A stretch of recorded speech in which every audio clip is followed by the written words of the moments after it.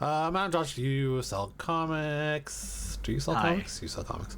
DC News of the Week. The question is, will the question have a live action series?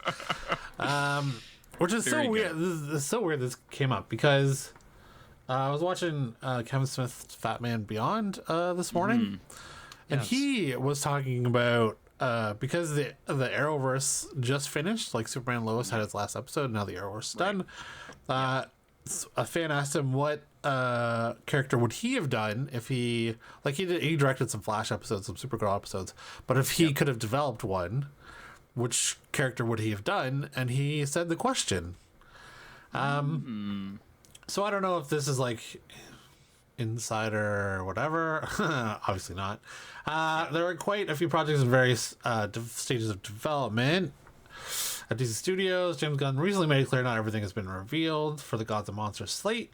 With this in mind, it's best not to put too much stock in the following just yet, although the source has proven to be very reliable. According to Nexus's point, Apocalyptic Horseman, that's a cool name, a live-action series based on the question is in the works. He clarifies that nothing has been greenlit, and the project is only in very early stages.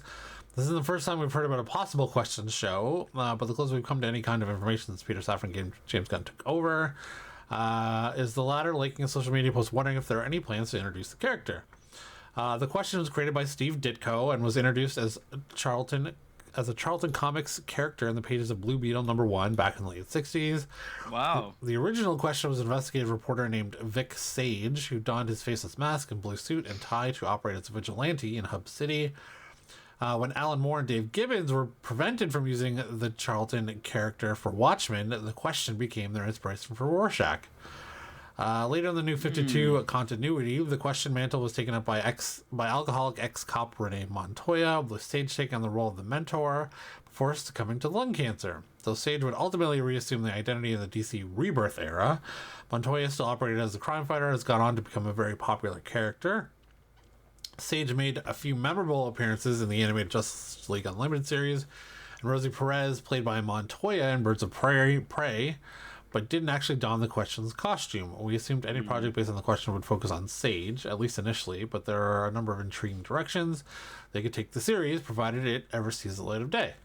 I don't know the question all that well, so if you can let us know in the comments if this is a good idea. I do like the backstory, though. They have some options there. And having Blue Beetle already in the DCU could be an easy way to get him in there. Yep. They said he was... the actor was probably going to come back. I mean, I thought he did great. Zolo? Yeah. Zolo. Yeah, he's coming. I mean, he's coming back. James Gunn said he is the DC's Blue Beetle, so... Oh, okay. Well, there we go. Okay, Batman news. Kinda. Yeah, so after the Penguin, there was no, like, even if James Gunn had thought about doing this, there's no way he could now.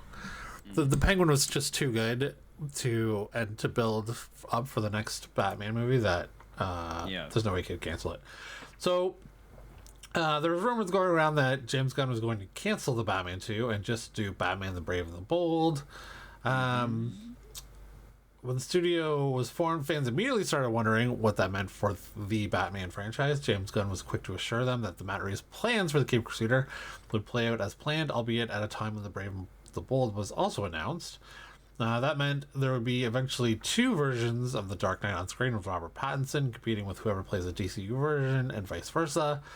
The later take on Bruce Wayne is expected to be vastly different, though with the focus on him training his son, 10-year-old Damian Wayne, as Robin.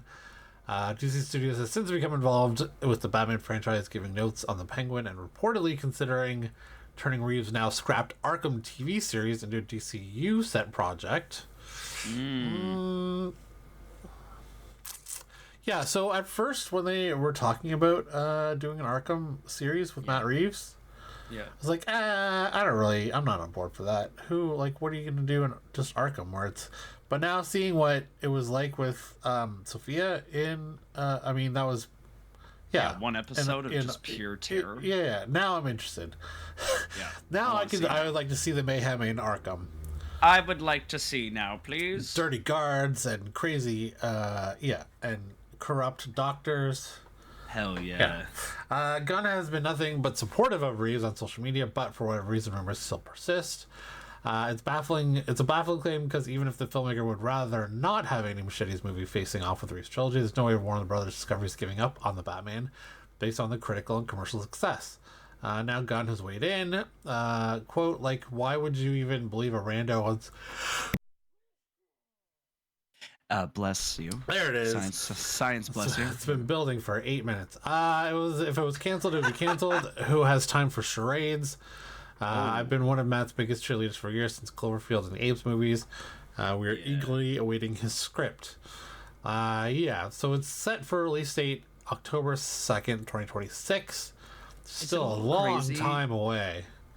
Long time. Crazy that they don't have a script yet. Well, I don't know. There are rumors that the script was finished, and then James Gunn said, "No, it's not." But then I don't know. Who knows?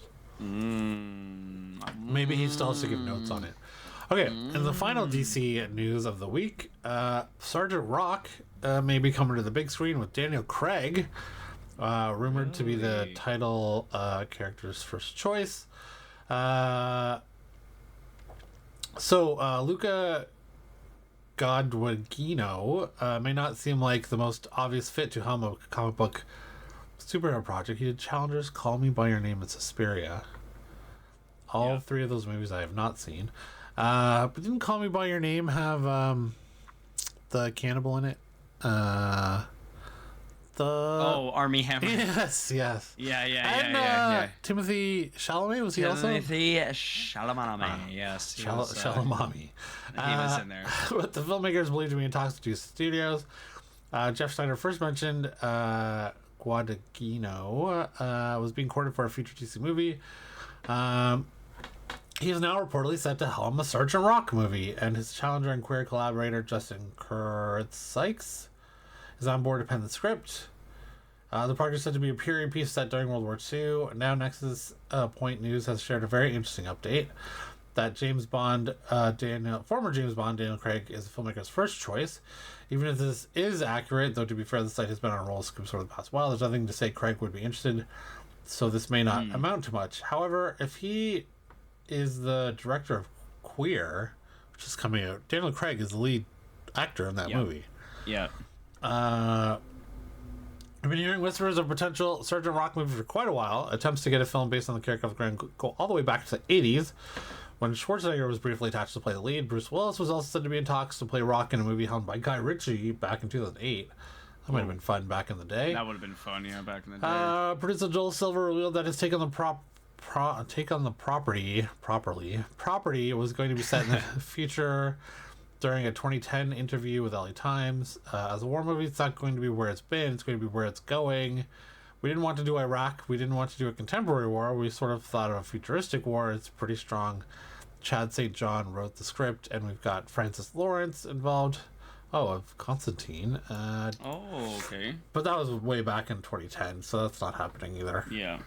That would have been. I never read Sergeant Rock. I know he's a popular character. I mean, Daniel Craig's a great actor, so sure. Indeed. Yeah. Okay, so that's DC News of the Week. Not a lot. Yeah. But go watch The Penguin. Yes. It's well worth the time. Okay, thanks. Thanks.